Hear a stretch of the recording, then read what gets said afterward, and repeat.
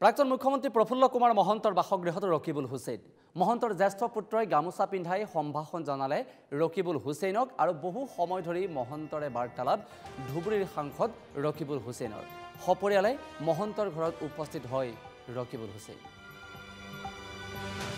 সেই দৃশ্য সেই আলোকচিত্ৰ আমি আপোনালোকক দেখাবলৈ চেষ্টা কৰিছো প্ৰফুল্ল কুমাৰ মহন্তৰ বাসগৃহত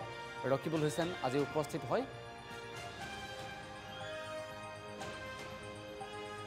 আৰু মহন্তৰ জ্যেষ্ঠ পুত্ৰই গামোচা পিন্ধাই সম্ভাষণ জনালে ৰকিবুল হুছেইনক আৰু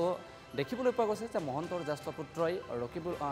শেহতীয়াকৈ কংগ্ৰেছত যোগদান কৰিব নেকি তেনে চৰ্চা অব্যাহত থকাৰ সময়তেই ৰকিবুল হুছেইনৰ এই উপস্থিতি বহুলভাৱে চৰ্চিত হৈছে বিভিন্ন মহলত